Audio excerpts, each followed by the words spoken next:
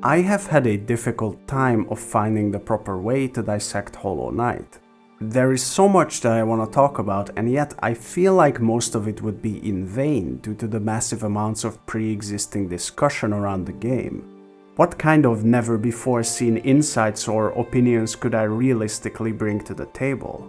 I'm certain that the fans of the game wouldn't mind if a new player like me made a video detailing how truly great it is, but before even really starting this channel, I thought that I should try as much as one reasonably can to make videos that are substantive and show things in new perspectives.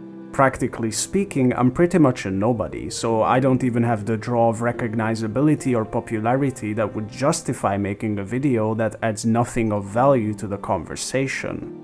Which is why, in the beginning, I wanted to make a review that is more concerned with the rarely discussed weaknesses of Hollow Knight, but as I was finishing my script and starting up the editing, I found it to be too mean-spirited and not standing on enough legs, and it not being a very fair approach to begin with. Because if there is one game that should be cherished and appreciated and shown that people want more like it, it's Hollow Knight. Rising from the murky, inconsistent sea of indie games, it shines as a beacon of an original vision that's also astonishingly well executed in nearly every way.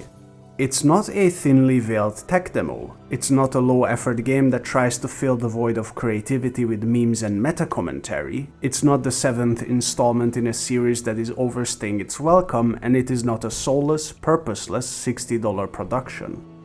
If it was any of these things, I would find myself much more willing to tear into it slightly. But as I look at it now, I think it would be better if I used my decidedly small voice to add to the massively positive reception that the game has had.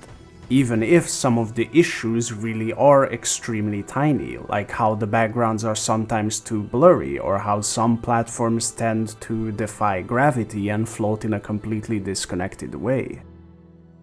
So what do I do with this video?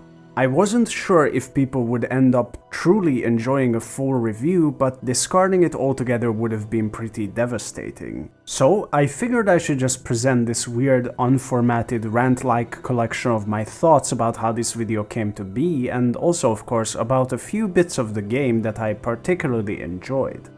I'm just gonna skip the preamble and list a bunch of things in no specific order. I think it was a clever practical solution to have the spoken language of Hallownest be complete gibberish.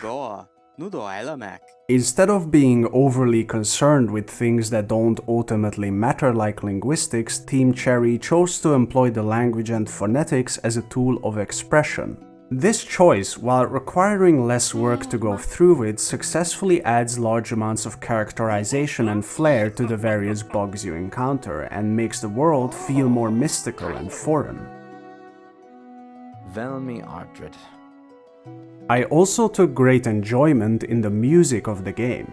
Whether it's about expressing the quaint wonderment of exploring a kingdom of insects and other invertebrates, or the quiet melancholy of witnessing its decay, the soundtrack never falters.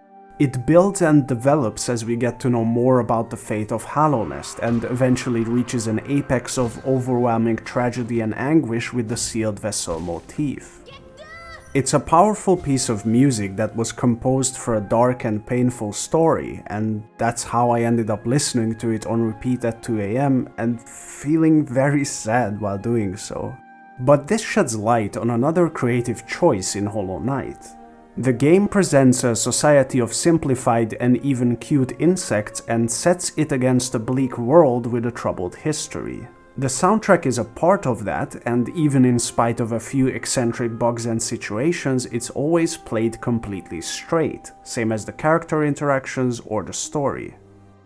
There is a delicate balance in world building here. The game never overplays its lighthearted side to the point where the darker parts of it lose credibility, but it also never goes too much into the direction of a universal Souls-like grimness where these occurrences of levity would become difficult to appreciate. I also liked all of the insects. The character design is consistently great. It utilizes a lot of funky shapes, proportions, and silhouettes in order to create a recognizable and memorable cast of enemies and NPCs.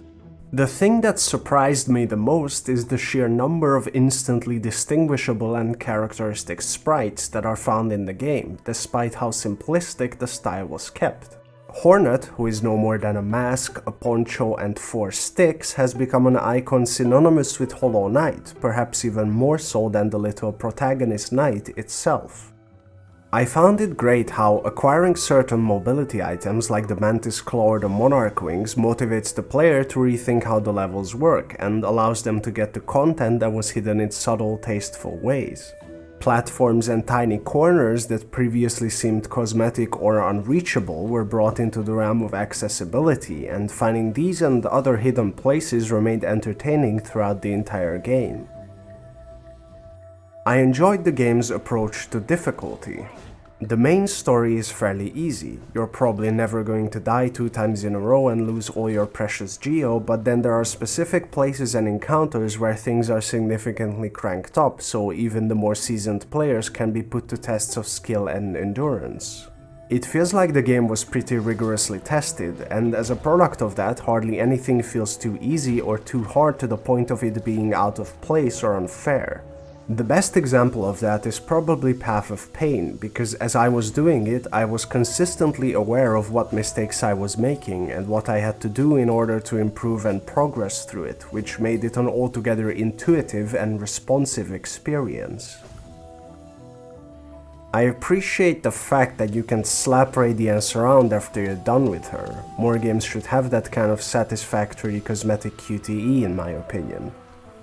I like the Amanite-inspired designs of the lampposts in Dirtmouth, and I also like that Geo is made up of a bunch of smaller, fossilized shells.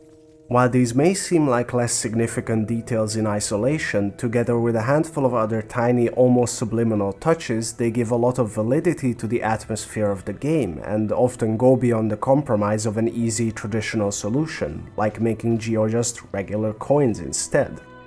It's clear to me that the developers are just as invested and excited about the world that they've created as any hardcore fans would be. Most of all, I am glad that I've been given another game to look forward to in Silksong. Even if it were just more of the same, I know it would already be a pretty fun experience, and from what I've seen of it, it looks like an improvement over its predecessor in a couple ways. Although I felt great while playing Hollow Knight, it would be facetious to say that the game is a 10 out of 10, and Silksong is the right opportunity to patch up a few larger issues in terms of progression and level design and make something that's even closer to its own perfect self.